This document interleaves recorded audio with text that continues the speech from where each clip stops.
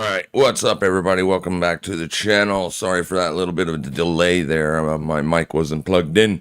Here we go. CPI numbers came in hotter than expected on every single front. I mean, every one of them.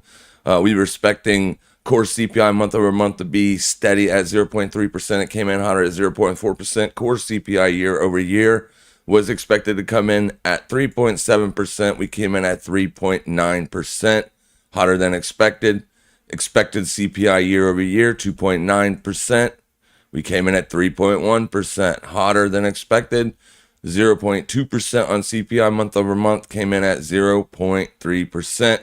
Now, the important thing here is I want you to focus on the main number here.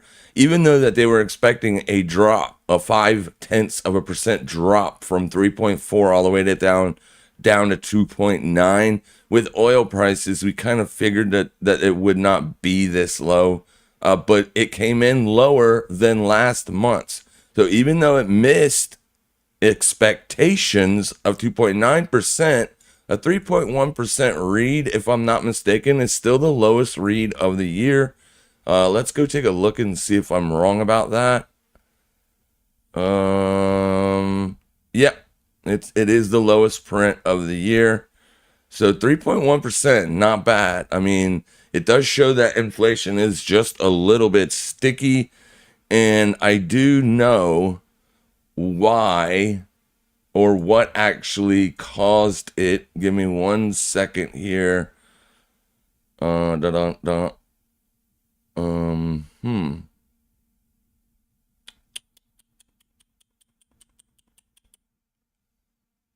there. Never mind. I see what I've done wrong there. I'm actually looking for this one. Out with this data, even though it's not as good as previous data. Come over here just for a second. Because if it meets the threshold for Jay Powell. Mike, we can all read the headline numbers. Right here. Are you seeing Listen that to broadening this. out? Are you seeing that disinflationary trend intact? What do you see beneath the surface? Basically, we see some of the usual suspects here. One of the biggest reasons that we saw CPI come in stronger than anticipated was housing. Housing costs, shelter costs up 0.6% after 0.4 the prior 2 months. And the same thing is true of owners' equivalent rent. So home prices still pushing up. Rent prices still pushing up the CPI. Gasoline prices, as you'd expected, went down 0.9. So that's the good news. But food prices were double what they were the month before, up 0.4 Double after 0.2. food so, prices. Food is something that consumers will notice. And of course, housing is propping up the CPI rate higher than the Fed wants to see. Many other things are down some. Apparel. Well, we don't need to listen to what's down. I just wanted you to get an idea of what was causing the higher than expected numbers. Now, the marketplace is definitely not taking that news very good, but the market, in my opinion, was overpriced based on short squeezes and whatnot. And, you know, everybody was basically getting themselves positioned for 6 rate cuts in the year of 2024, when in fact now the market was pricing in those 6 has dropped to 4. And there is a very low percentage that you get the 4th cut. So now the market seems to be pricing in 3 rate cuts, and the first one coming in June, not May. So though the Fed speaker did say that they would not be cutting in March, more than likely that kicked everybody's outlook to May. And now the market pricing in the expectation of a cut all the way to June. So here's May. Let's pull up May.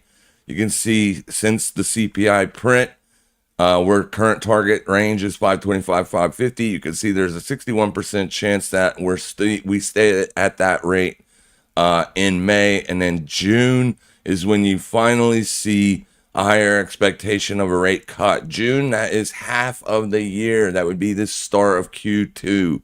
So, yeah. All right. Now, what does this mean for Bitcoin? Well, I don't know. Bitcoin basically has been trading on its own. It has been extremely bullish, based on other factors like risk markets themselves have been extremely bullish. So I think Bitcoin was catching on to some of that. Also, obviously the hype around the ETF, that was causing some bullish pressure. And then also people are probably buying Bitcoin based on the halving. We got the halving coming up in April. And if anybody has, looked at a Bitcoin chart or the BLX index, you can see that every single time Bitcoin has had a halving, you usually get a move higher in prices and make a fresh all-time high. That has been the case for Bitcoin's entire history. Bitcoin is still a very young asset.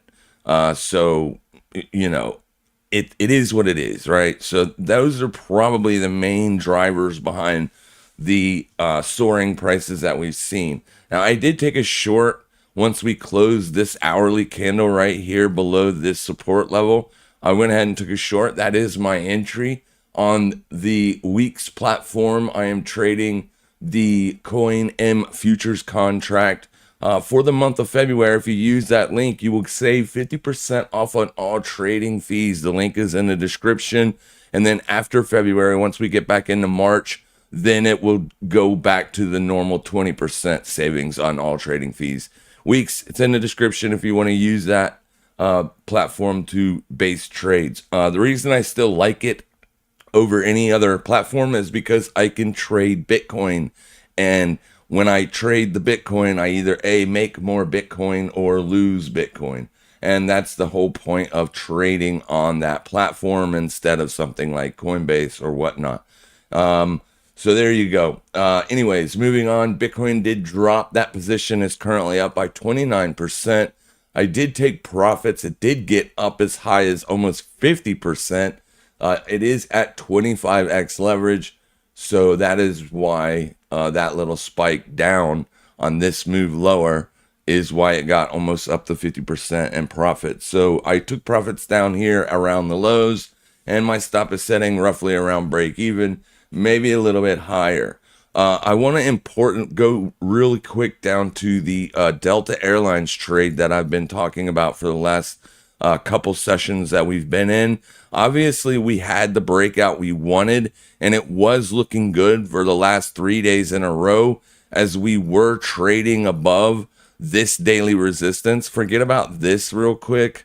Just focus on this line. This is the major area that I was looking for the breakout to happen.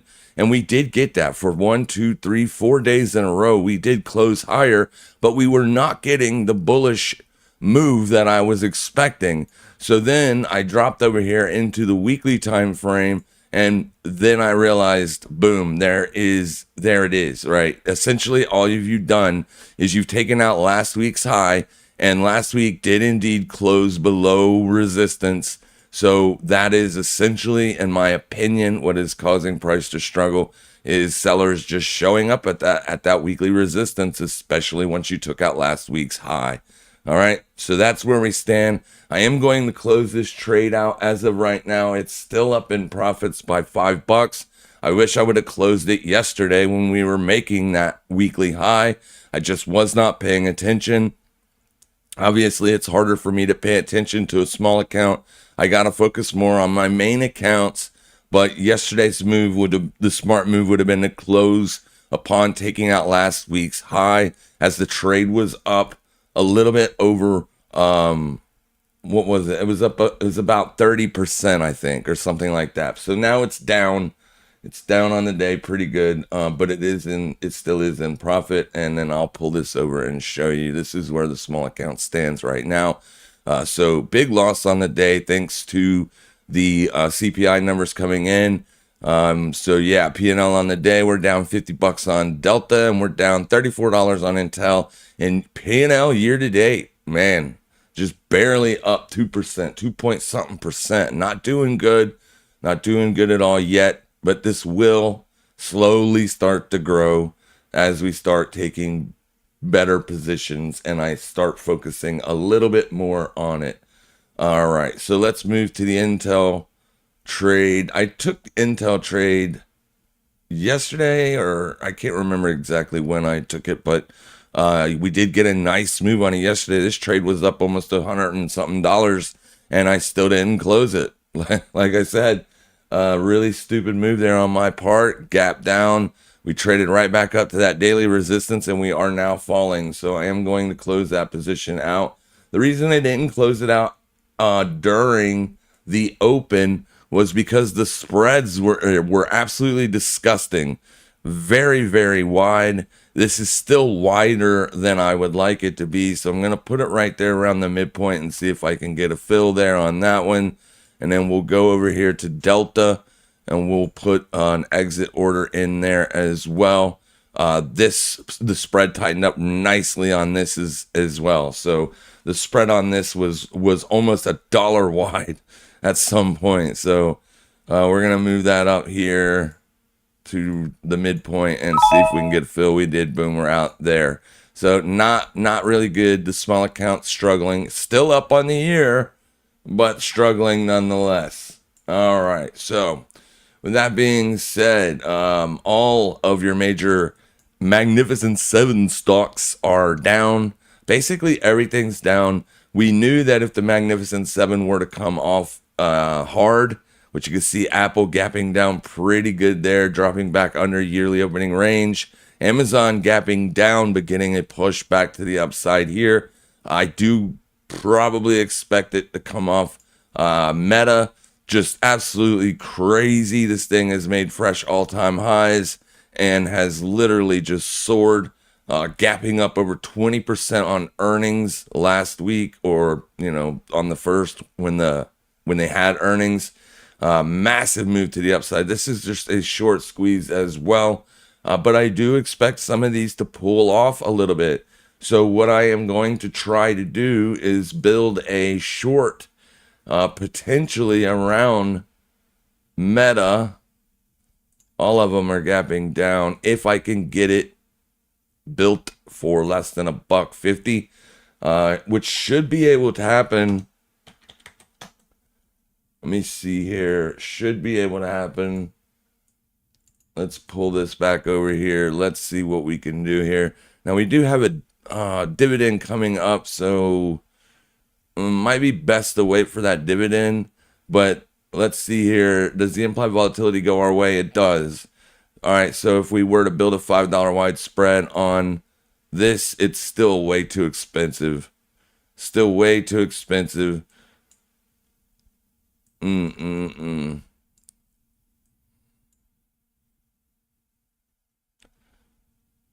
This one maybe. Let's drop it one more. This one right here will work, but you can see we're literally $20 out of the money. So we would need price to get down to 445 on Meta. And that would put us roughly around here. But that's not that far away. That might be the trade. All right, so the max loss on this position would be $172 if you were to take it. That's the 450 strike, and you buy the 450, you sell the 445. It is an out of the money vertical spread, 38 days away. That gives the market time to adjust whether it wants to continue to go up or if it wants to roll over and crack. NASDAQ currently moving. It looks like the NASDAQ has, for now, found the low. The low a day actually happened upon the open. So there went filled on Intel. Okay, so let's throw this through here. Now, the main account, like I said, I will basically cut profit or cut loss at $60 in the hole. All right, so basically what that means is I'm not going to risk the full 175, but I will be risking only 1% of total account equity. So that would put it around $60. So that's, if you take the trade, that's what you want to do. All right, and taking it around the daily high is not a bad idea. You can see that you did fall pre-market. Yesterday had a nice move to the upside and then closed on the lows. And then we gapped down pre-market here. So we'll see if we end up finding the high of day in here somewhere. And once we do make a high of day, then we will send that trade off into the ether and get filled. All right, nice stuff. So yeah, markets are definitely moving and moving pretty rapidly on this news. Now, I was trying to get short the Euro USD prior to the news, right? Because I trade the news, I trade news events. So literally what I did was I had a short sell limit at 1.08058. I was expecting a wick above yesterday's high. That would also be the weekly high. So basically what I was expecting is for price to set a new weekly high and then fill me on the short and then go lower. And I did not get filled. The market, it literally dropped straight from the news. So you can see here is the wick. You got just a little tiny wick to the upside and then boom, a flash down. And it was very quickly. Rapido. We can go in and look at it. I don't know. Let's say 15 seconds. There's your 15-second candle. So just boom, boom, down. This thing moved very fast. I wouldn't doubt it if it happened in 1 second. But I don't know if I can get data that far. Let's go see.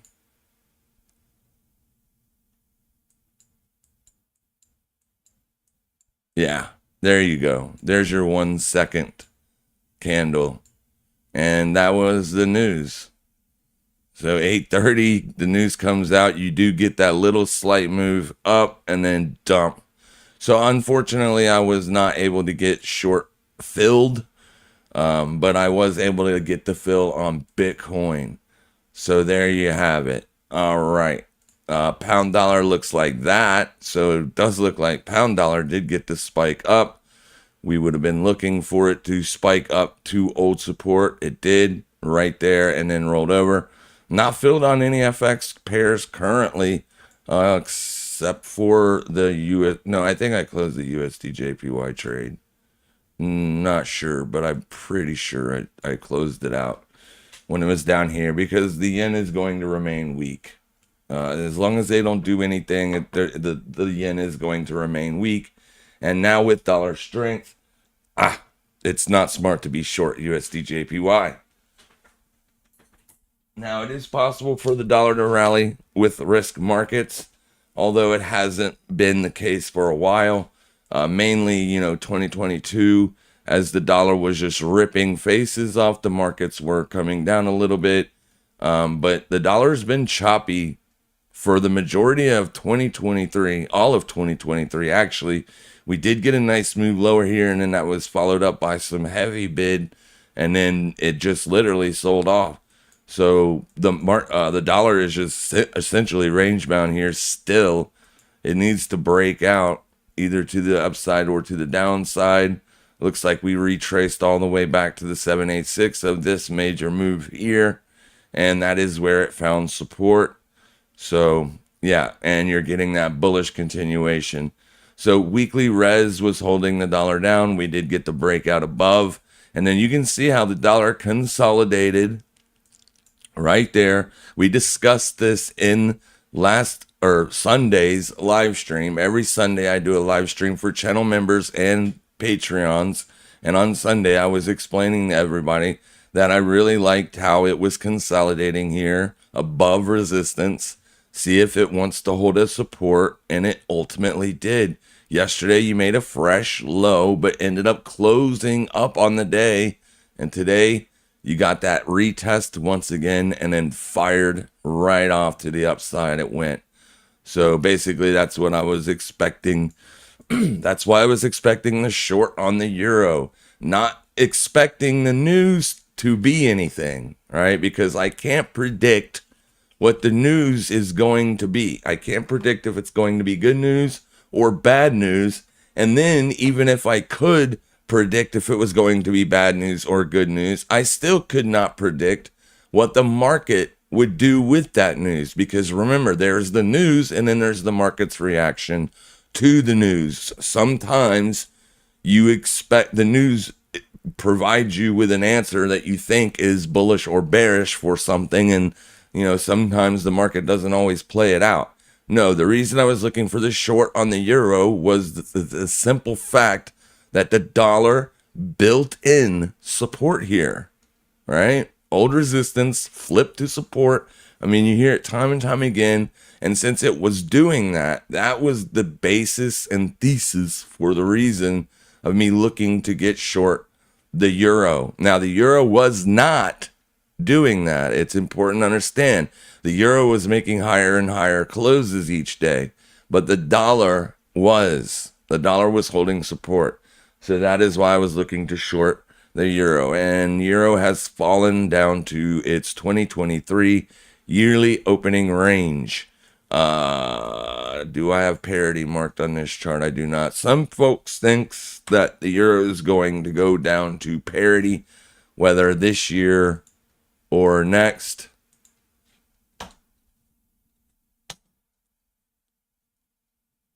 I guess we could write in parity there. But we'll see. We'll see if it does. That's still a pretty significant move to get down there. But it can happen. It can definitely happen. If the dollar starts to bid and gets on another uptrend, we could definitely see the euro hit parity again. Let's go out to the quarterly chart here and see how often. Oh, so it's only been to parity once, and that was last year, 2022. Nice. Yeah, this thing is in an obvious downtrend. Fiat, gotta love it. Gotta love it. And then the pound just not being able to break out up here at December 2023's close. Just steady, held, and then finally you got the move lower. So it is smart to look for shorts. The structure of the year or of the pound has changed from bullish to bearish on the RSI. Structure is still bullish on the moving average fact. So it can find support, obviously, but with it currently looking like it wants to go lower, that would be the trade. Just not today. I don't want you guys shorting lows. If you want to short something that is moving up.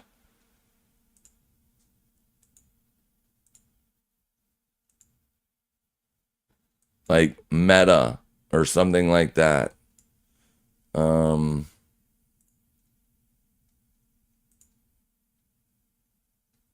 Amazon looks like it's going for full-on gap fill.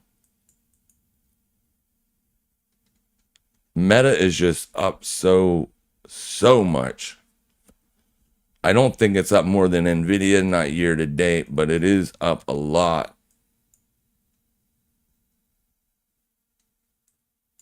Let me find where the year to date is. I don't know why I don't have it already on the freaking chart.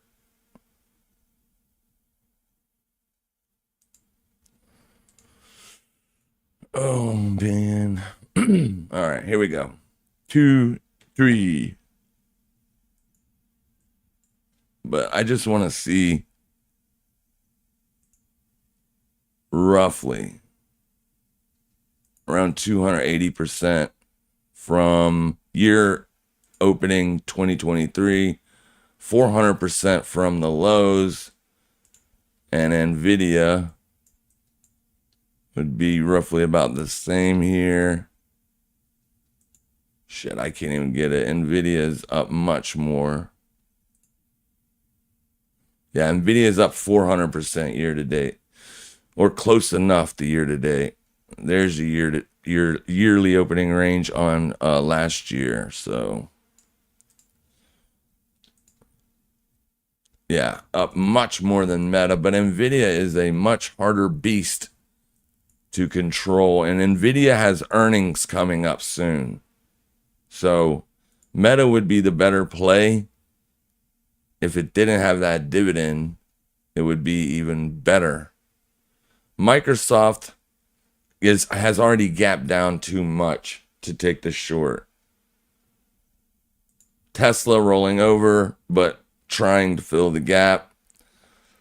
People are going to say that it is an inverse head and shoulders, and it very well could be, just because we got bad news, or not even bad news. It's just the market missed expectations, right?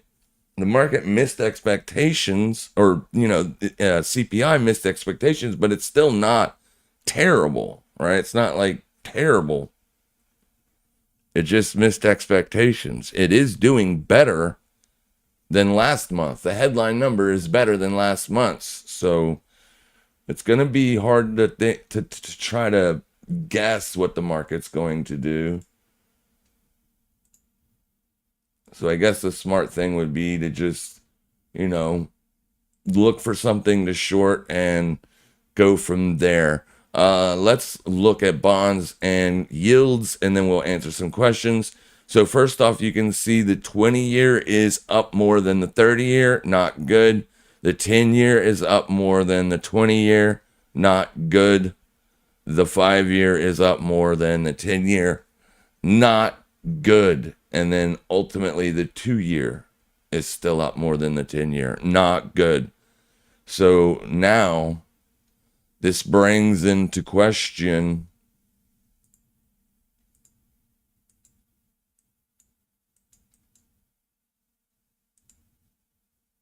the bull steepening.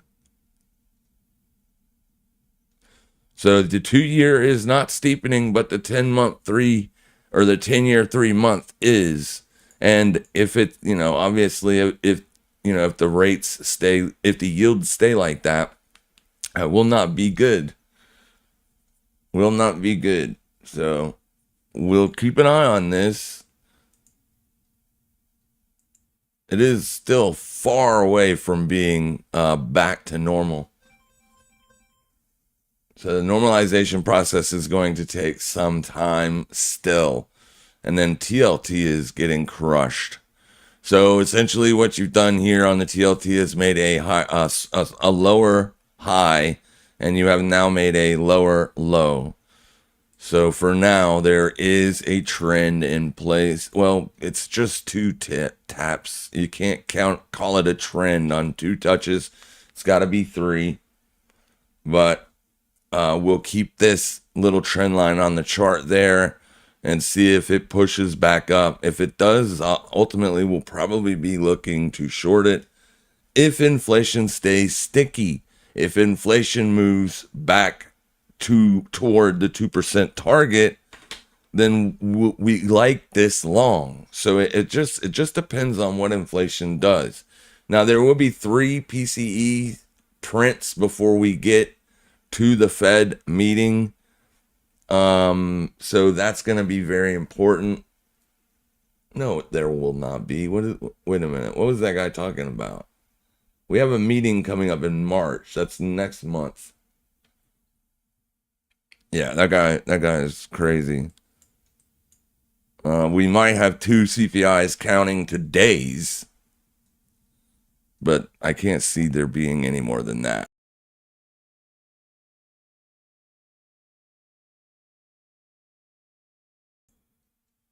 All right.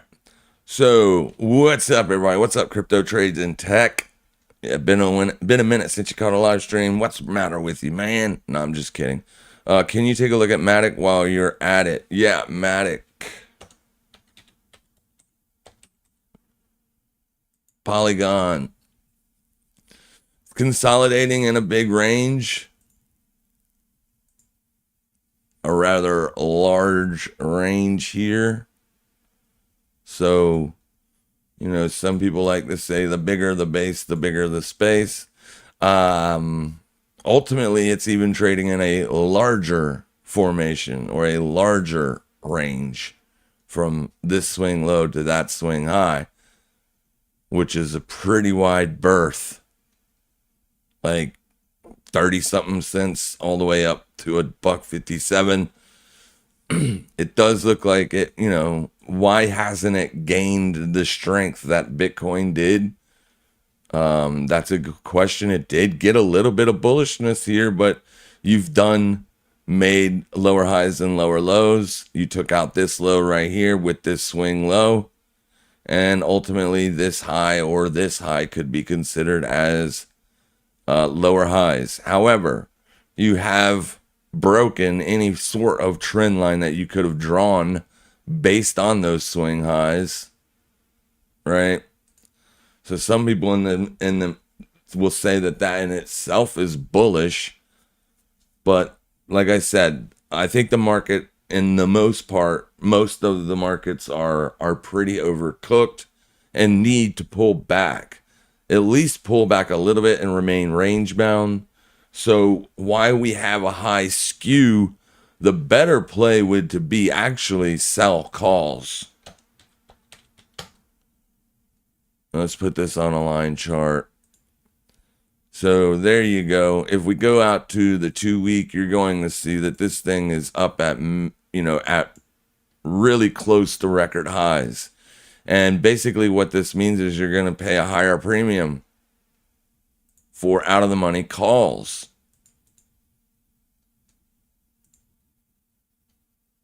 So, yeah, if you have a small account, maybe look to potentially sell S&P 500 calls. If we get a bullish bounce, you would want to sell the /MES. I will show that to you here. You would go /MES. Essentially, that is the micro ES futures contracts. And yes, you can trade options on these. Now, fees aren't so great, but with the skew up, we could go out like 77 or 94 days and go way out of the money. You can see that even up into the 53s, 73s, you've got a pretty significant amount of premium up there. And that is out of the money and out of the expected move.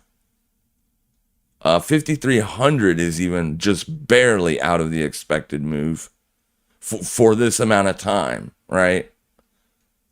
But typically I don't like selling calls on a massive down day, because if you get a bounce, a bullish bounce, which you generally will get, then that will put you in the red, right? It's best to sell calls on bullish days if you think the market's overpriced. If you think the market's overpriced. Now, you do receive the credit up front, but your day-to-day P&L will not show you that, right? It'll show you whether you are winning or losing money on the trade. So basically what we need to do is we need to wait for the S&P 500 to pull back, say, anywhere. Well, let's go to the ES futures contract. This is live data here, so what I'm saying is a pullback maybe up to 50.13, then maybe potentially sell some calls way out of the money, 5,300 or higher, and then if the market does indeed roll over, or if the market stays stagnant and sideways, you will receive that premium over time. But remember, selling premium has infinite risk associated with it.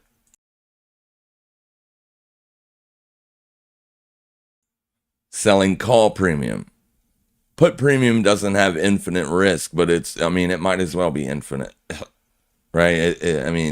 But selling call premium has infinite risk associated with it. But we could put that call on, or we could put that trade on for very little. Here, let's delete this and go out. Make it a little bit more worth our while here. So you could get $141 of premium out of this, as long as the market stays, under that. But with the skew up, that's selling out of the money calls is typically what you want to do. But the skew is actually going in the right direction on this. The implied volatility is going in the right direction. It's going down.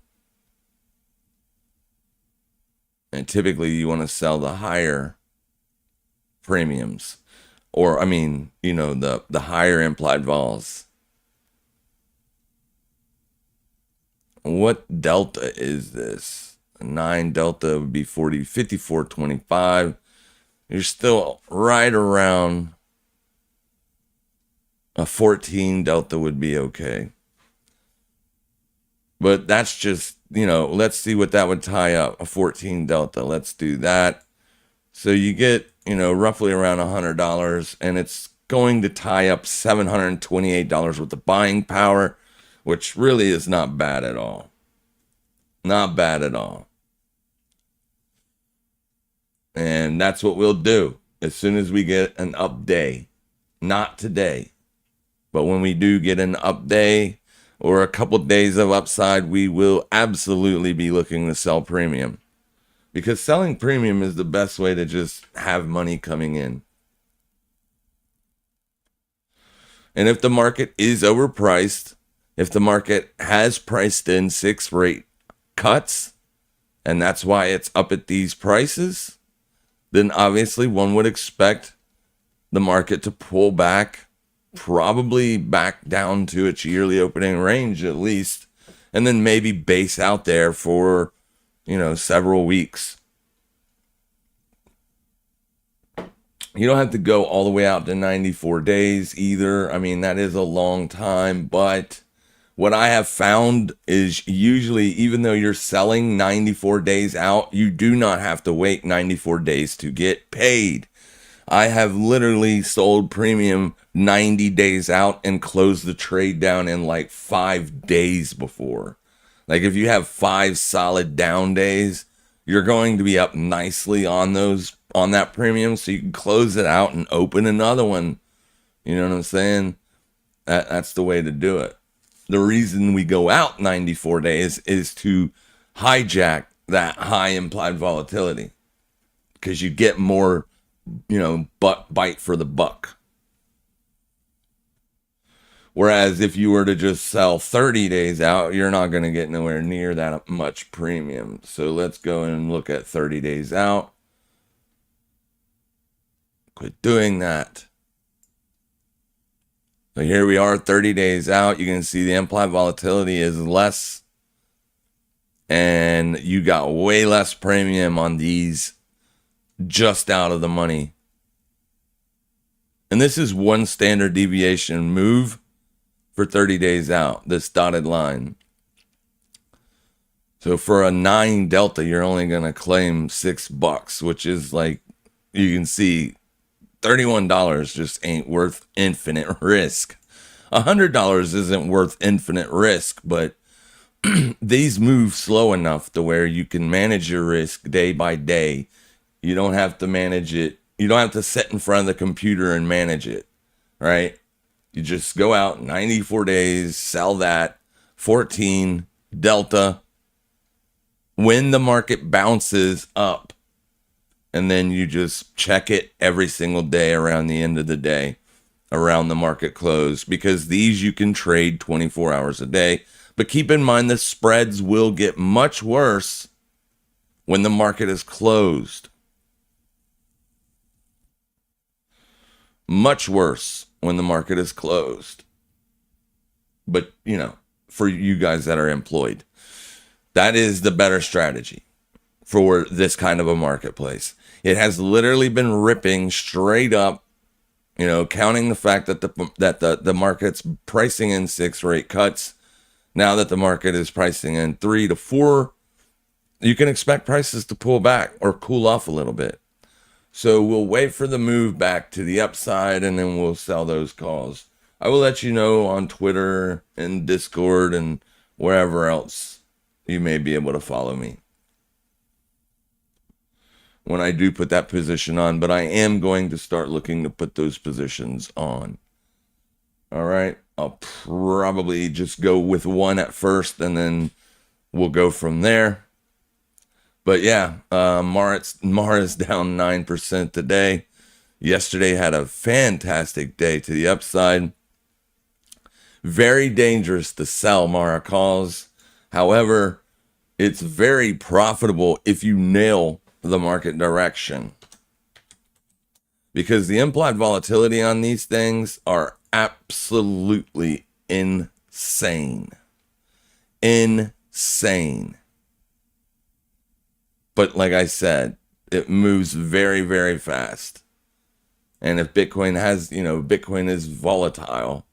Hopefully, with the ETFs we got now and any new ones that are approved, hopefully that will slow Bitcoin's volatility down a little bit.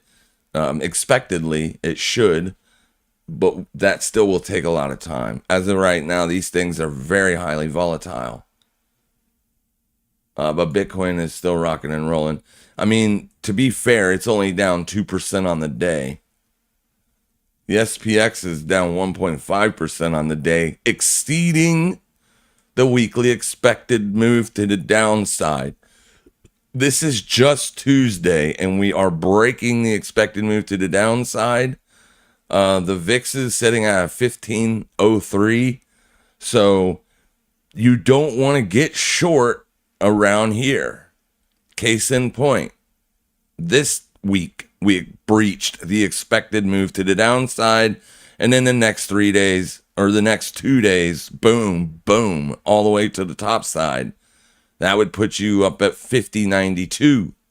So we generally don't want to sell calls when we're breaching the lower edge of the weekly expected move. We want to wait for it to get a bounce. Then we'll look to potentially sell calls. All right. But MATIC, sorry, OCD or whatever, OCD, whatever. Not OCD, it's ADD. There really isn't a play to take on it, because the way that I look at these things is typically they're going to do whatever Bitcoin does. Obviously, this one has been trading on its own. It has not been following Bitcoin because Bitcoin made fresh yearly highs yesterday. All right. So, and this didn't. This did not.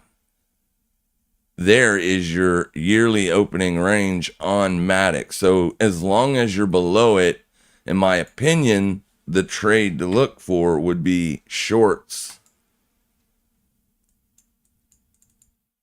But the RSI is above the 50. So yeah, I leave it up to you to make that decision. You look bullish on this right here too, but if Bitcoin has several down days based on this new information, based on the CPI print, then obviously you can expect MATIC to probably have a pullback as well, because Bitcoin structure is bullish. Still, you've just gotten one down day out of the news. And keep in mind, even though we missed expectations, like I said earlier in the stream, you still are lower than last month. So inflation is still, the headline number is still looking okay, being at 3.1%, the lowest that it's been since inflation started to rise. We got a 3.1 or 3.0. Sorry. So 3.1 is not the lowest. We got a 3.0 print there in December. So sticky, yes. One could argue 2 months of stickiness. That was December what? 2023. Wait, that's not December. That's freaking June. I keep forgetting they put the dates wrong here. July 12th was when we got that print. July. So since July the 12th of 2023, you've been sideways on inflation. So yeah, sticky. Sticky, icky, icky. Good morning, Myro, Slaw, Michelle, everybody. Good morning, good mornings. Good morning, good morning. 6.18 Fibbo. Yeah. A lot of people are talking about that. I don't bring it up because everybody else is, but yeah, I mean, if you haven't heard yet, you are trading at the 6.1 fib. from the major move high to low. 618 right there. Retracement from Bitcoin's all-time high to its low that was put in 2022 in November. You are retesting. So if you're looking at this as the major down move, this would be a standard retracement, and then you would expect the markets to roll over. That's generally not how I trade. I will look at fibs in, weekly and monthly ranges, yearly ranges even, but at the same time, it's just not my cup of tea, right? I like to try to stick with the trend. And though we did make a higher high here, right? So you do have sort of a megaphone pattern going, but I'm not a pattern guy either. The trend is up. When the structure is bullish, the moving average structure is bullish, you want to tend to stick to that trend because typically that is generally the way it'll continue to go, unless you're going to have a bout of sideways like we did here. And when you are sideways, your moving averages will not help you at all. You can see in here, they really were of no help at all. In fact, they sent out a false bearish signal right here when your 50 crossed your 200. It is called a death cross. And you did cross here. But then you crossed back to the upside here. So, yeah, false signal there. But you will get false signals in sideways markets. So whenever you are in a sideways market, watch your RSI. If you're looking, if you're above the 50, you're going to be looking to buy off daily supports and yada, yada. Sideways markets are difficult to trade. Obviously, you make more money in a trending market. And Bitcoin has been trending since the yearly open of 2023. Except for these couple months right through here. The rest of the time, Bitcoin has pretty much been trending. This dotted line is when the halving is expected to occur. So you can see there that, it's coming in. Now, something to keep in mind is this, the last time that we had a halving, it took 77 days for Bitcoin to break out of resistance. Right? So even though you had the halving, you still trended sideways for 77 days. So don't think that you're going to miss something, right? You got plenty of time to get invested into Bitcoin pre-halving and potentially even post-halving. And you may, in fact, be able to get it cheaper than where it is currently. We shall see. Only time will tell. This breakout does look good. I mean, you consolidated and boom. So I was actually expecting upside continuation based on that formation alone, right? You have a move up, then sideways price action. It's called a bull flag. And then boom, back up. So I was expecting a little bit more upside, and it could still happen. I mean, Bitcoin could still find support and move higher. We'll see. Only time will tell. I got short today just based on today, right? Just for today. It's not like I'm expecting a crash. I was just expecting, a little bit of a down move today based on the dollar. Good morning, bruv. What's up, big boozer? Technically bullish. Good morning. Can you look at RUT? The Russell. Do you want to look at RUT or do you want to look at the IWM? Here is the RUT. Ooh, getting absolutely hammered today. And I'll pull this up real quick. Let's go IWM here. Look at the weekly expected. You tag the upper edge of the weekly expected. maximize the sell for you guys on mobile. You tagged the weekly expected move yesterday. The top edge of the weekly expected on the IWM today, gapping down all the way to the lower expected. So will you just trend lower for the rest of the week? It's possible, but it's hard for me to get short when we're at the bottom edge of the expected move. If you look closely, there's only one time on this chart that you had a significant breach below the expected. That was here, right? And then you had a breach below the expected here, but you opened lower, had a little push lower, and then you closed bullish on the day and gapped up the next day, retested the lower edge of the expected move, and then gapped up, retested it again, and closed up near unchanged on the week. Here you breached the top edge and all week struggled to stay outside of it. Right here, right? Monday, you come down, you tag the lower edge of the expected, and then up, up, up. So it's hard for me to short something there. Now, going back to the rut,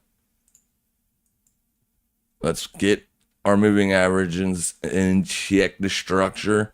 Yeah, the rut could be this could be a buying opportunity for the rut. I mean, I don't like this sharp momentous move to the upside after making what appears to be a bear trap. This is all considered a trap. So this would have been the opportunity for the longs, and we were discussing getting long IWM with the chance, knowing that CPI could come out hotter than expected. We didn't really want to take the trade, or was unable to take the trade, but I would have already have taken profits on that move anyway. So yeah, I do not like the fact that we have accelerated so briefly back to the 50. But you are retesting the 21. You are retesting old support. Well, not quite testing it yet.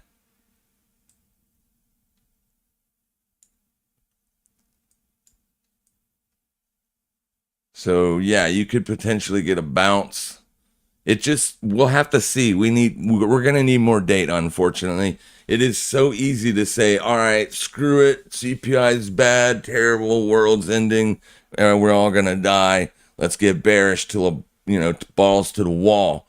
It's easy to say that, but I mean, what people are going to keep forgetting is, yeah, we had a higher than expected inflation print, but it's still better than last month's. Now, that isn't the case on all, right? That isn't the case on all. You can see that we were at 0.3% last month on core month-over-month CPI. We ticked up. Not good. On core year-over-year, we were at 3.9%. We were expected to 3.7%. We stayed unchanged at 3.9%. So sticky. This is the only one that's better from last month, right? Is just the headline CPI year-over-year number. All the other ones were not only worse than expected, but worse than last month. So I think we'll probably see a little bit more downside continuation, but we need to bounce back up to unchanged on the week, or where we opened the week at. In the case of the rut, that would be all the way up to what? 2014 spot 69. I don't know if you're going to get a move that high. I don't know if we're going to see a move that high, to be honest with you, but it could happen. I mean, the markets could absolutely turn right back around and get bullish again. It's just who's buying and who's selling. That's going to be the big issue. And is the market going to conclude that, this CPI print, even though, it came in hotter than expected, is that a reason to have follow through to the downside, right? Those are the things that are going to come into play, and they're going to come into play very, very soon. Meta is actually coming up here and testing. So that's going to be your ultimate support, but this is going to be an area to watch too, as that was your higher support. So do we close today above 468.11? If we don't, then it might be okay to put that bearish trade on. Then we go right back to the regular charts and look at what is the NASDAQ doing. Yeah, the NASDAQ is still pushing higher from the low made on the open, the cash open. All right, this is the futures. They trade all day and all night, 5 days a week, but you can see it at the cash open. The NQ set in a low and has been trending higher ever since. So the NQ would look bullish today. You would be down based on the gap, but you do have a bullish candle on the day.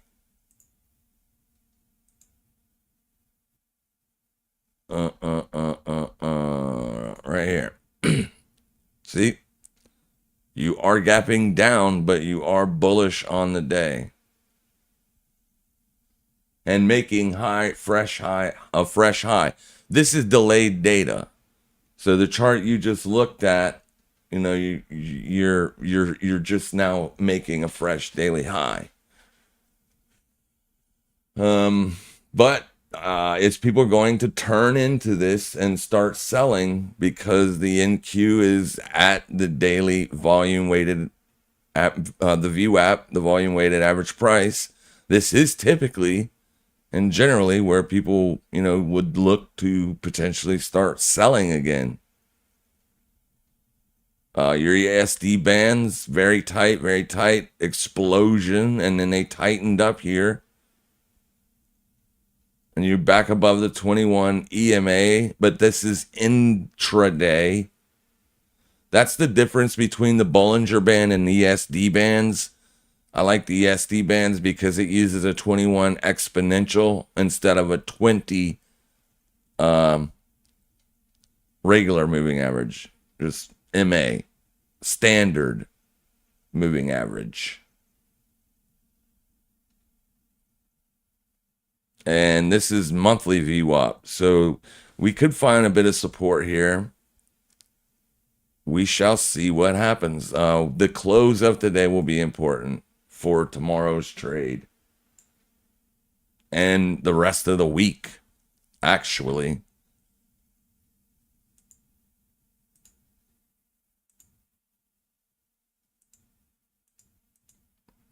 Bitcoin finding a bit of support.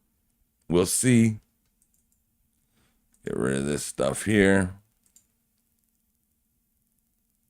Let's do this, though.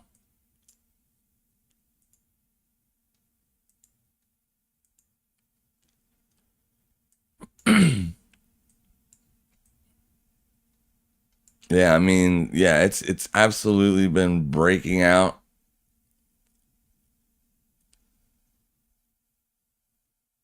It's got a pretty strong trend to the upside, though, there. This thing isn't really good to look at, as far as for the longer term, but for intraday stuff, it's pretty good to look at.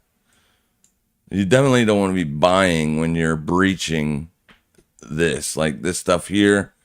Yeah, there is a chance that you could buy and make a little bit of money, but generally you're going to pull back into it. It's similar to a Bollinger Band. But Bitcoin pushing back up.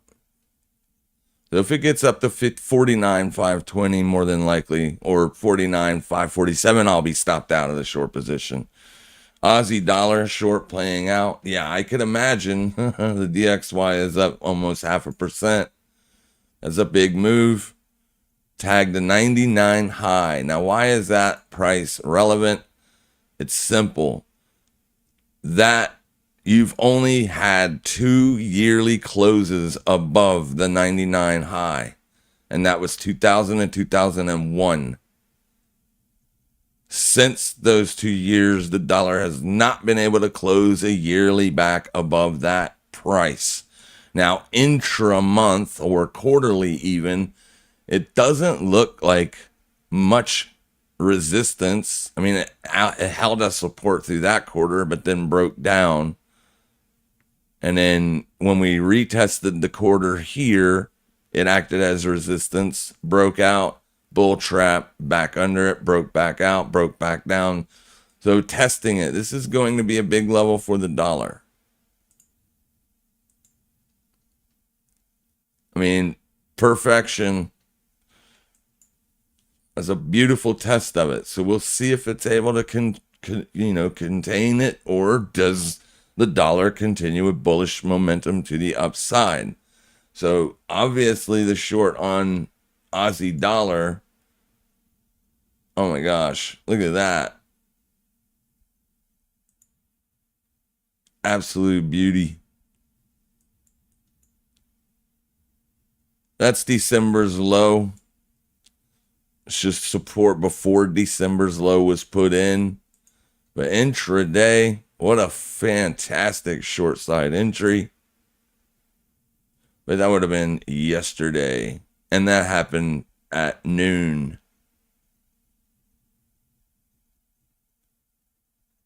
Liquidating this swing high even. Lovely.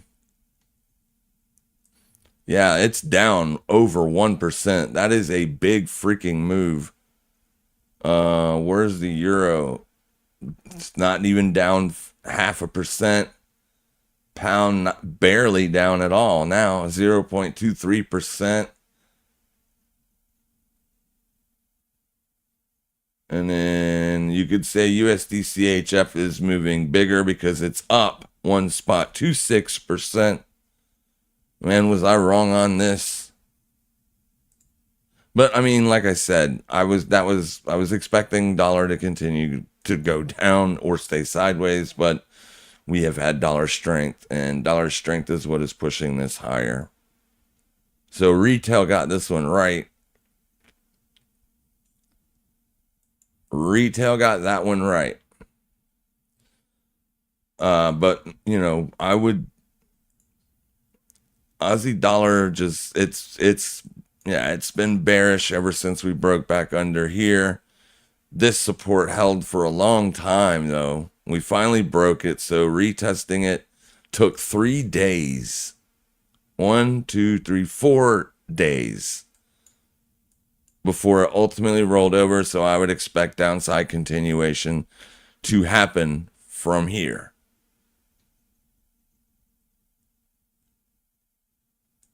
Yeah, if it's going to trend.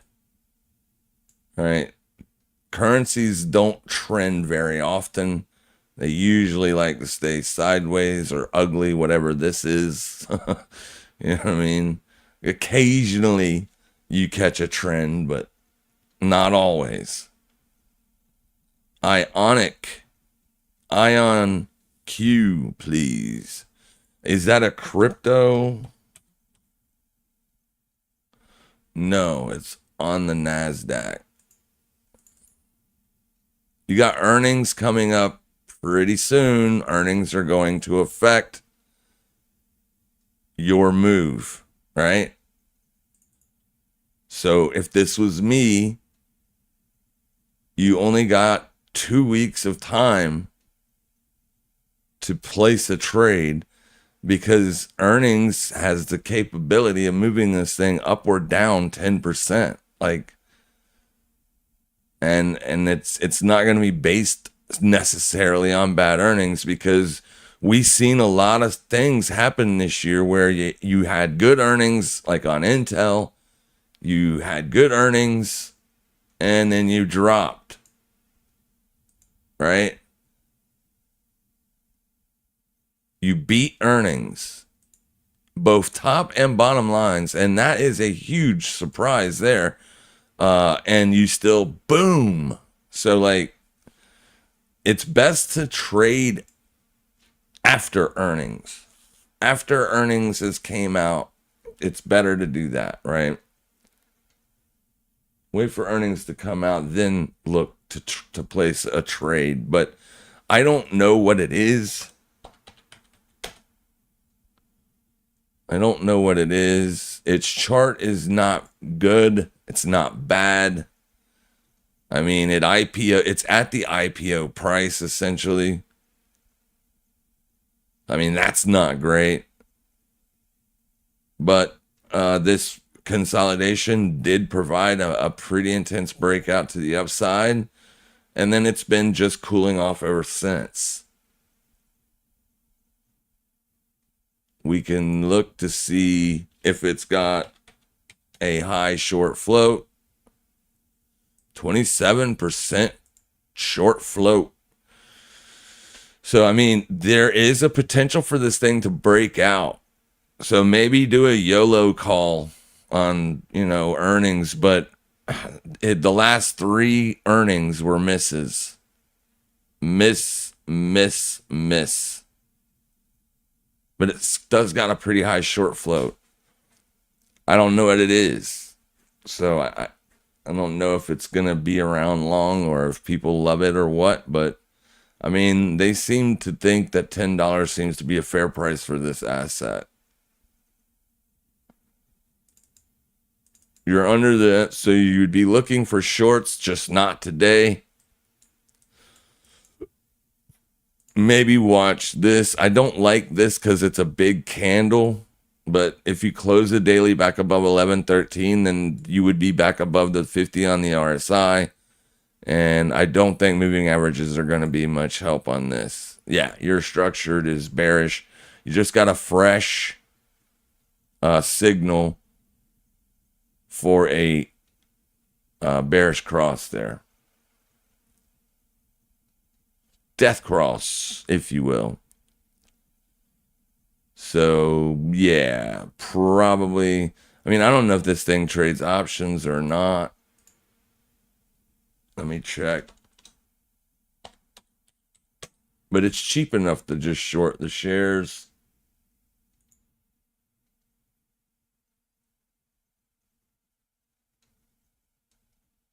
Yeah, it's got options. It's even got weeklies. But they're trading at very high extreme implied volatilities. It's up in the 90s. I typically don't look to go long option strategies or buying calls or puts if the asset is higher than a 50 implied vol, because you're just paying too much premium based on the implied volatility alone. You want to buy calls and puts on things that have a low IV. So that way you're not losing a lot of money if the implied volatility goes down, right? So you could be on the right direction and still lose money when you buy a high implied volatility call or put. Just if the implied goes down, you'll lose money on the fact that the premium you paid was expensive, very expensive. Drunk from Portugal. Nice. I want to go for a bevy with you. Have to prove you're not an AI creation. I promise I am not an AI creation. 100%. And, but yeah. Even if you're wrong on a couple, you have my Forex account up 10% in a month on your signal alone. You may have missed some trades, but you definitely provide serious value. Thank you. Hey, thank you, Chris. Yeah, I try to simplify these things so that way you guys can fish without me, right? Like, I want you guys to be able to understand the small, I mean, it's all the cliched stuff that people don't like to hear. That's actually the stuff that makes you profitable or not. It's not whether or not you're good at picking market direction. It's how good are you at managing your losers, because you're going to have them. Most professional traders do not have a high hit rate. Most, right? I'm not talking about like your YouTubers out there that sell courses and stuff like that, because you never know what, what they're actually doing and whatnot. But I mean, even some of the best of those guys only have a 60% hit rate. So I mean, 60% is good, but it's impossible to manage risk on some of those strategies. If you can learn to manage how much you lose when you are wrong, you will be profitable in the long term, especially if you're a trend trader, because generally things that are trending continue to trend, right? Especially in an up market. If you're trading an up only market, like, all you got to do is wait for pullbacks to support and get long. Manage your risk. Eventually, you're going to be right. You're going to get back on the trend. And, one trade will end up making enough to wipe out the majority of the losers. And that's the goal. Nobody can pick market direction because there are too many factors that contribute to the movement of price. I mean, price isn't an actual thing, so it can't actually move. It essentially just, damn it, I forgot the word. But anyways, you get what I'm saying. It's impossible to pick direction, but it is not impossible to control your risk. And as long as you can do that, eventually you're going to nail a freaking good trade, right? That's the goal. Keep the losers very, very small. Very, very small. Until one day you get short USD/JPY at the high and you catch a trend, right? Because that move right there is literally going to make your year, not just your month, your entire year. One trade can make you or break you if you don't know how to control risk. Now, if you get broken on one trade, you're doing it completely wrong. One trade should not make or break you. I'm just saying, if you catch that trend, that one trade can make your year.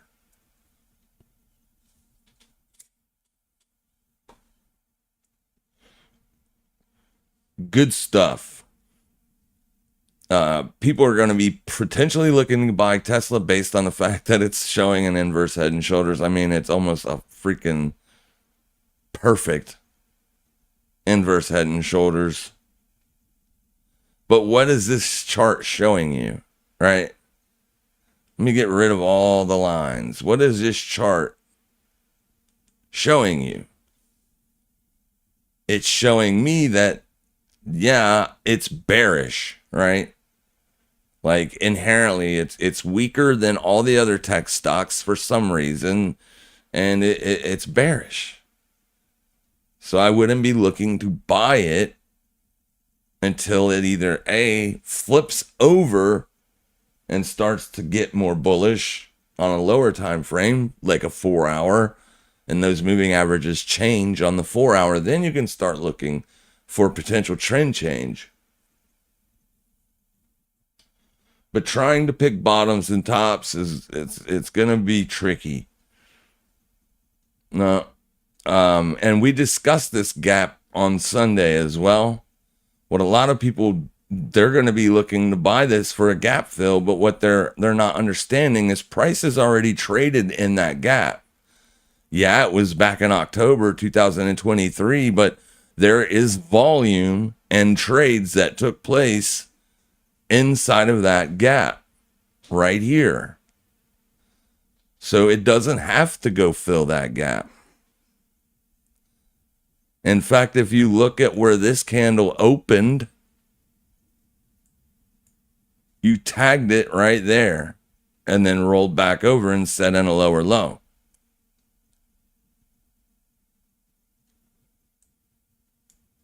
Gaps don't have to fill.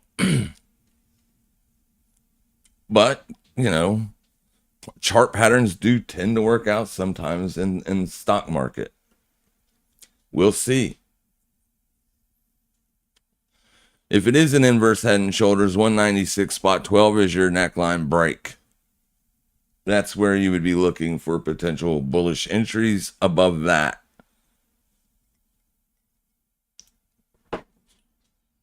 But stick with the trend, find resistance, and then look to take entries there. And you'll do great. Never risk more than 1% of your total equity on any given trade. You will do great. You will beat the market. Yeah. This is also an interesting chart. Let me get rid of the moving averages. This is the SPX versus the money supply. And even though this line here isn't like perfect, you can see that this is 08, right? The 08 bear market, 07, 08 bear market. And then this is the 2020 pandemic. And then this is 2022 when we had a bear market. So literally since 08, the S&P 500 has not been able to maintain bullishness above like the 07 swing high. And this is, this chart's been being followed since the 1980s. But you did break out above it. So this is why I've been so extremely bullish. Like, not only have you broken out above it, you have had bullish continuation.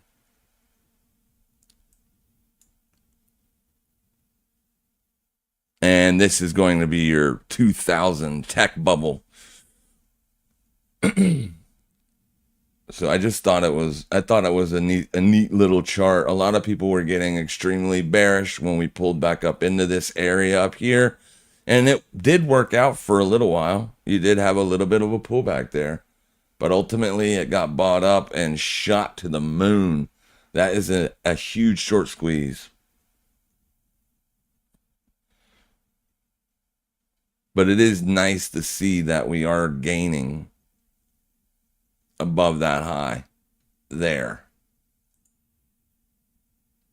But yeah, nice little pullback and then boom. But ultimately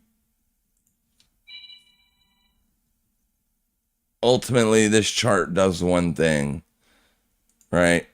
It goes from bottom left to the top right hand corner, and ultimately that's the direction you typically want to be looking for trades until something bad happens. And we haven't had something bad happen yet. I'm not saying that there isn't going to be a recession, right? I'm not saying that. I'm just saying, why try to predict it? Why not just stick with price and follow price? And then when the recession happens, then look to, to do it. Now, if you want to buy VIX calls or buy puts, in anticipation, as long as you're not risking more than a couple percent of your total account's equity on that trade, it's not a bad trade to put on. Because in pullbacks, those positions can pay pretty decently. But looking for a crash, that's just, I don't think you should be doing that. This thing is so freaking bullish on any chart that you look, right? On any chart that you look at, this thing is bullish. The weekly even, it is bullish. Overbought. 1, 2, 3, 4, 5, 6, 7, 8, 9 weeks in a row of straight upside. Crazy, man. Crazy, dude. The IWM, though, is definitely showing that the market is not very strong, that the majority of these gains have come from tech. We all know that. Everybody in the whole entire space knows that tech is why the market is up so high. It's because 3 of the biggest companies in the world are in the S&P 500. and they're all trading at all-time highs. The IWM is your mid caps, and also what hurts the IWM is it also has the banks, and the banks aren't doing very good. The small regional banks not doing so hot, but they're not dying either. Now they did have a little bit of some fear there in March, but by and all, it it's not doing terrible. But this was also based on one bank, and that would be this one, New York Community Bank. It's literally taken a dump. So shareholders are probably privy to, the bank's records, their deposits, and all that stuff. Whereas you and I are not. Well, we probably could find it if we looked in some, SEC filings and whatnot, but who wants to pour through all that boring stuff? But there is a bank fear out there based on commercial real estate, obviously. And if we have to stay higher for longer on the rates based on inflation, then yeah, we probably will see a lot of these banks fail. A lot of these smaller,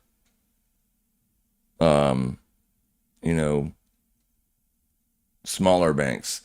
The big ones, probably not so much. JP Morgan, I mean, it absolutely just flew straight to all-time highs, which is why the XLF has not rolled over.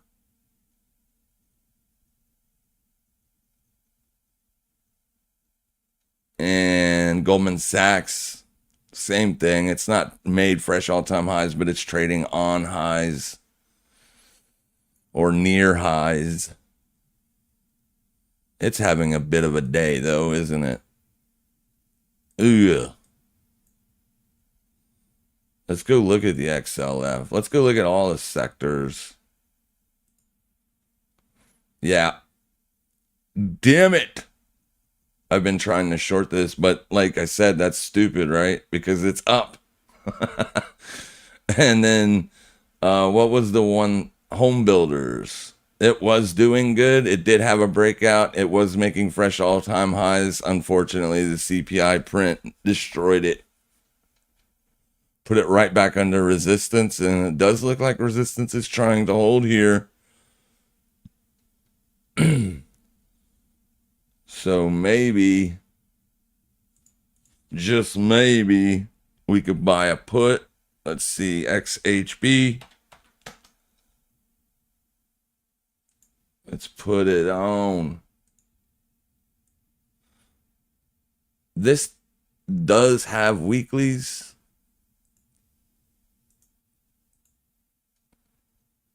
And it's still a little expensive. Look at the freaking spreads on the put. There you go. That's better. If we took this trade, it would be just based on the fact that we think it's going to continue to go lower, based on the fact that CPI came in hotter than expected and rate cuts are not going to happen and the market's going to reprice back down to a lower support. If this daily resistance holds, I find it very funny that it gapped down all the way under that resistance and is now struggling to close back above it.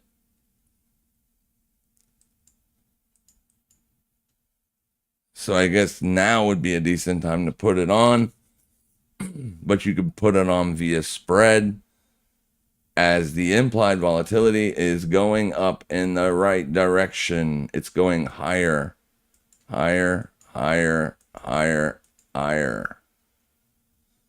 So let's put on this spread.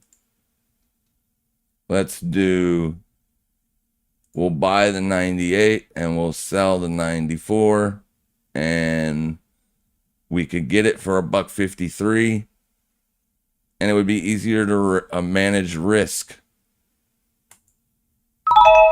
There you go. Now, technically, the chart is still bullish.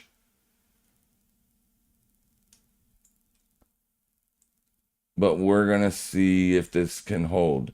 And if it does, in fact, close back up in this region today, you won't be down that much.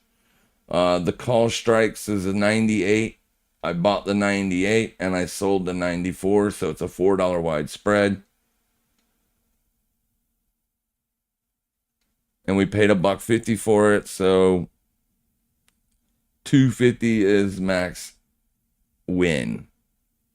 But if resistance holds and we do get downside continuation, as this would be considered a failed breakout, then if we get back down to 94, which is support, that's all we need, right? We just needed to get back down to here, and we'll make at least 50% on that position. If we close above, then I'll probably close the trade down tomorrow. Not today, because then it would be a day trade, and since I bought one or two, I don't know if that would count as two or not. And I don't want to take that chance, because you can't day trade a small account. You can with whatchamacallit though, futures. You can take as many trades as you want in the futures, which is so stupid.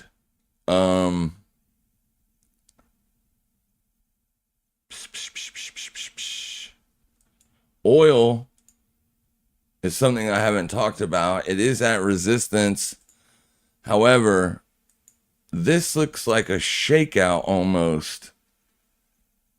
Huge bearish engulfing.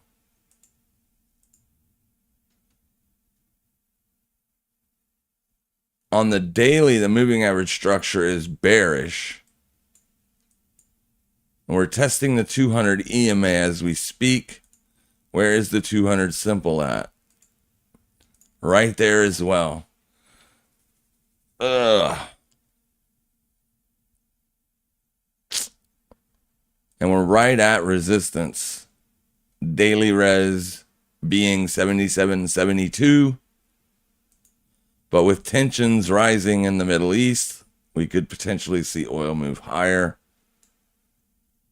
But the trend on the daily is down.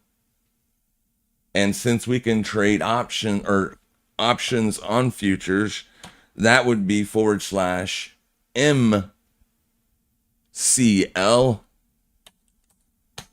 That's going to bring up the micro futures contracts. And we can buy a put on oil.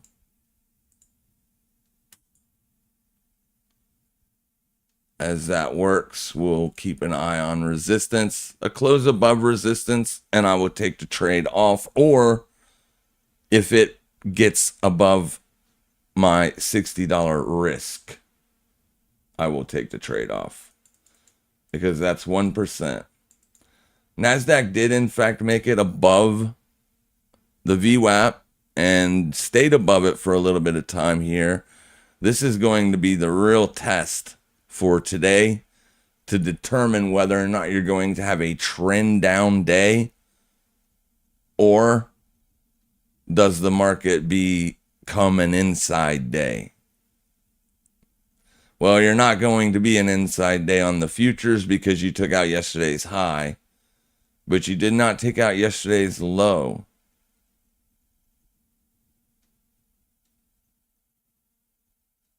So I don't know if you guys trade futures or not. Ooh, I should have looked at this intraday oil chart before I got short. That looks terrible for a short. Looks terrible for a short. Lots of volume coming in there those last 3 hours too. And the fact that we're trading higher, ugh, yuck. Yuck. Yeah, I should have maybe taken a look at that before I put on that trade, but it's so easy to close. And like I said, I can open, or this hasn't even filled yet. So I guess I could just cancel it altogether.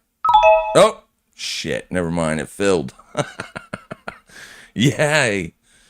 But anyways, I can manage the P&L on it. And like I said, on futures, you can trade them 20 times a day if you want.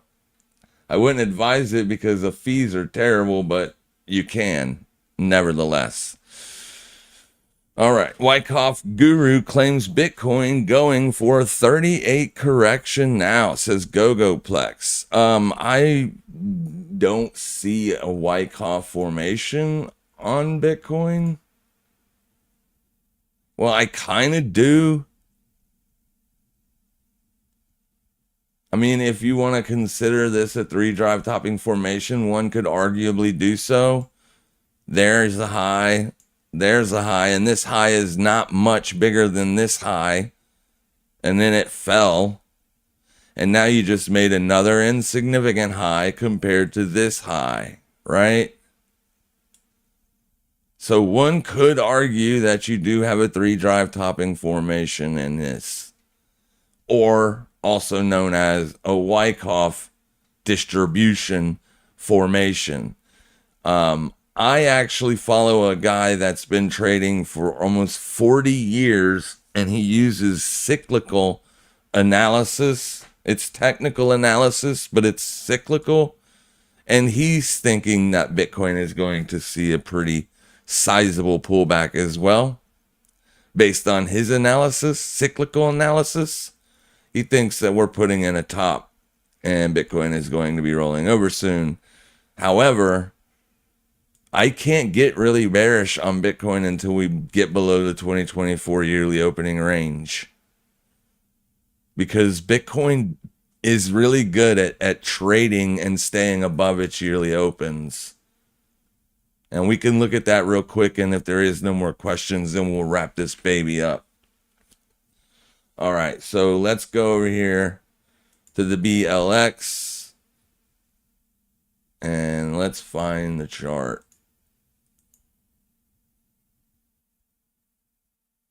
Why is all of these DocuSign?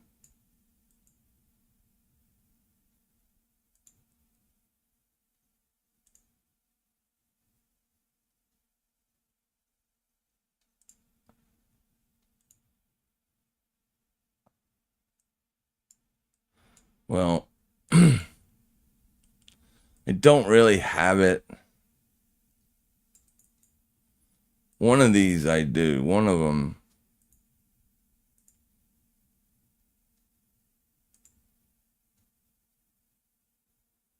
Maybe not.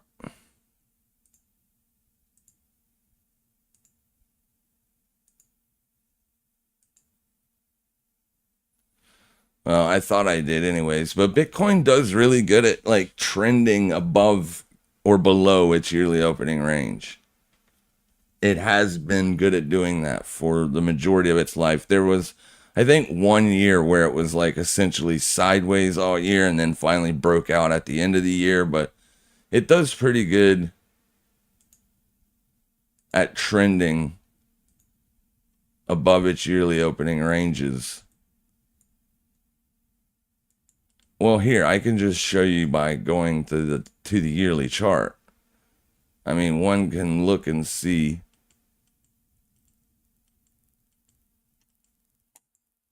Oh, all right.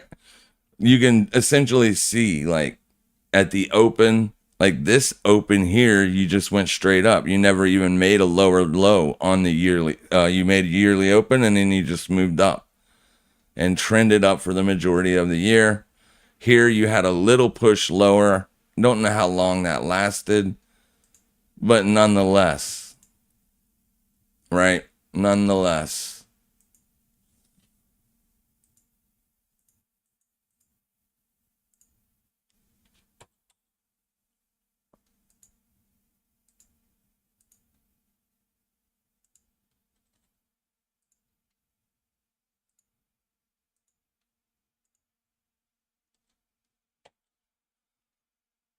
Oh, I missed 12. it does pretty good.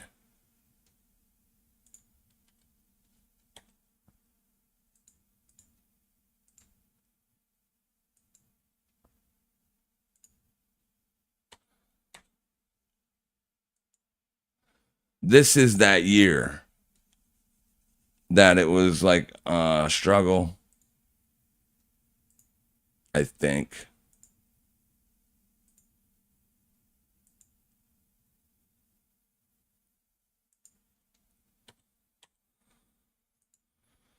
Bear with me.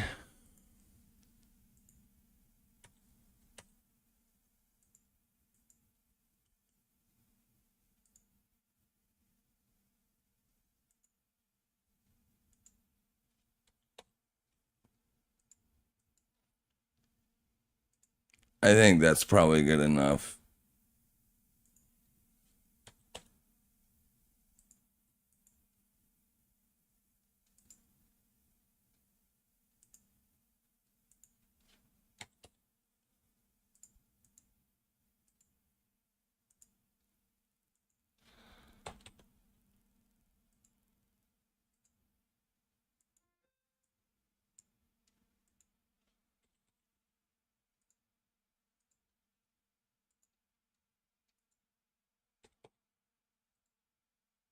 And finally, 23. All right. So we'll go into this on a weekly time frame and start from the first year. So I mean, you don't have a yearly open on this because it started trading. So we just scratched this one. But I mean, this obviously was a nasty dump. But here's your yearly opening range. And on a weekly basis, it just, I mean, essentially went straight up until the next year. And then here's, you know, yearly opening 2012. It essentially trades sideways all year long, but ultimately maintaining once it got above it there in May, you did get a rip to the upside. 2013 was straight up. 2014 was a bearish year. So we broke down and we stayed below all the way till 2015. This was the year that I said it was like touch and go, but it did provide perfect short side entries. Anytime coming close to the yearly opening range, you could have looked for shorts. And then this was the breakout, retest, and then higher closes all the way into the end of the year, start of 2016. 2016 traded sideways all the way until April. And then that's when it essentially started its trend. Same thing for this year. You know, it traded around it until roughly March. And then boom. See ya.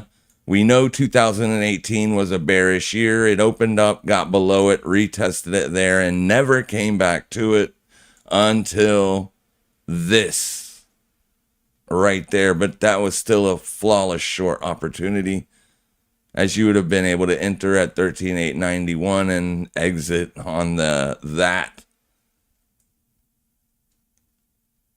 Or exit at the end of the year, right? Because new year, new trend.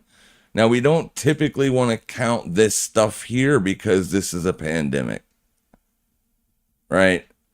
Had the pandemic not shown up, Bitcoin might have traded to there, taken out this low, and then probably migrated back to the upside.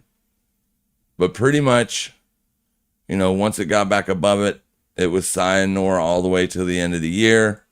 And then 2021, you know, the majority of the bull market already happened. And then we traded, you know, sideways pretty much until 2022.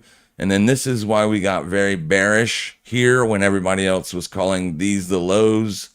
That year, 2022, we were not. Trade Talk was bearish. We were expecting this, and then we were expecting it to go lower. It did. Had a bear market target of 26K. We got well beyond 26K. 2023, New year, new trend. And we are at 2024.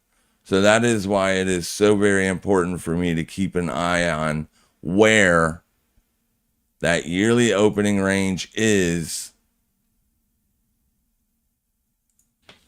because historically it has been a pretty good barometer of what we can expect out of Bitcoin, right? Right. So yeah, it's going to be hard for me to get extremely bearish on Bitcoin till we get below $42,000. If we do get below $42,000, or even take out this low here, then I can accept and agree with Wyckoff dude, Wyckoff bro, right? But I mean, a 3-drive topping formation is essentially a Wyckoff formation. It's a distribution formation. But I mean, the main reason that I was looking for a pullback in Thanksgiving was this: like, we were massively overbought. So I didn't want people to buy anywhere around $44,000 or $44,000 or $45,000, simply because you're buying an already massively overbought market. And not only that, it was a full cycle from oversold to massively overbought. You see that? That's a full cycle on a weekly time frame. So I put out a video saying, wait to buy it. Now, all those, that was in November. It was Thanksgiving Day, I think. We were trading at $37,000. So if you heeded my advice, you didn't buy, and you missed out on a, what, $10,000, $12,000 rally. But at the same time, it's a little bit overcooked. Now, these things can stay overbought for a long time, right? And go much, much higher. Much, much higher. And Nvidia was overbought midpoint of the year and stayed overbought for a long time. But you did get that corrective pullback beyond almost beyond, like all the way down to the 50. And then boom, back up she goes. That there was one asset that I looked at the other day, and it was incredible how long it had been overbought on a weekly time frame. It was like, if I can remember correctly, I think it was like a year it stayed in the overbought region. So I mean, it's just one of those things. Typically for Bitcoin, I like to be a buyer around oversold conditions.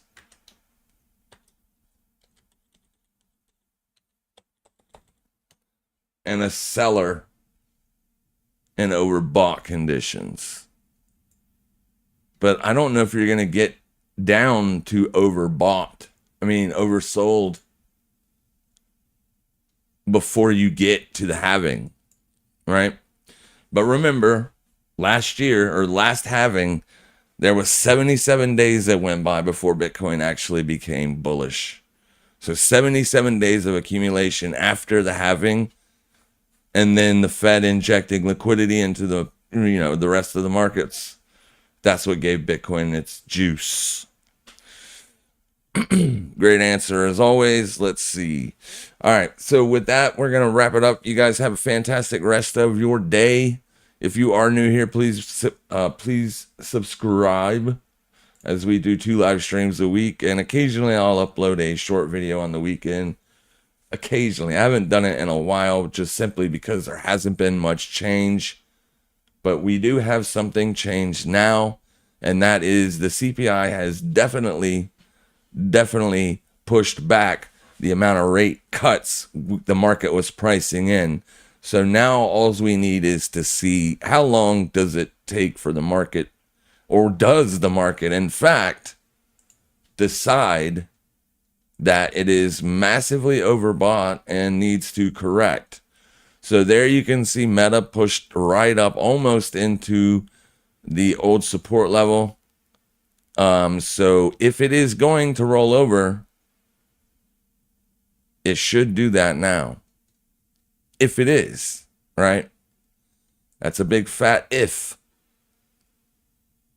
And remember, we did build a spread on Meta for $1.70. And it was not that far away. The problem is it's a put spread and we got a dividend coming up in 3 days. So it might be best to wait on the dividend. I don't know if there's any dividend risk in buying puts, but you know, there's always a risk. But with this put, you're only risking $152. And I would only be risking half of that essentially, right? Not the entirety. And all we need it to do, and there's a max profit of 348.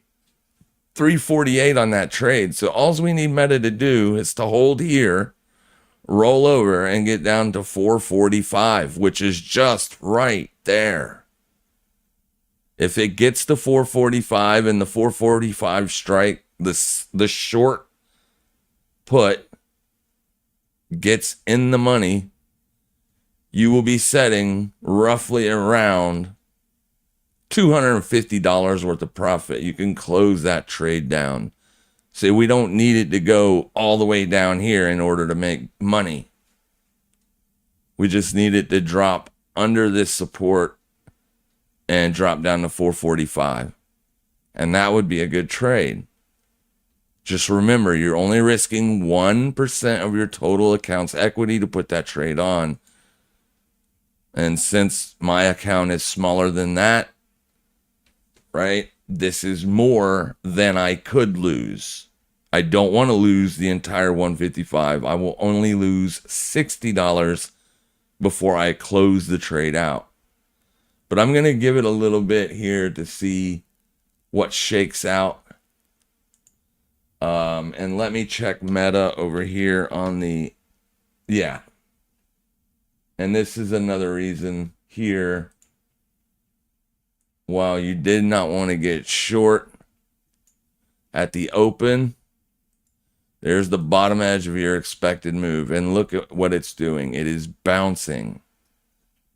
So that's why we can't short calls on something like the ES futures contracts, because it is right now testing the bottom edge of its weekly expected move.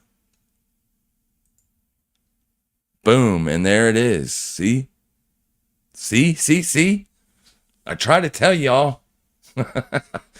Yeah, don't short that crap. Wait for the bounce.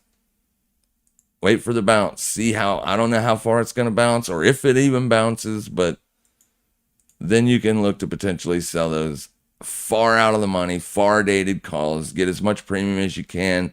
If the market does roll back, if the market is going to say, okay, we've priced in too much cuts, now we got to drop a little bit to price in the 4 cuts or the 3 cuts, it's got to be cheaper, right? The market has to pull back. But we'll see if that's the logic, if that's the thinking in the buyers. Y'all have a fantastic rest of your day. Make sure you guys trade safe. Make sure you trade smart. And as always, happy trading, everybody.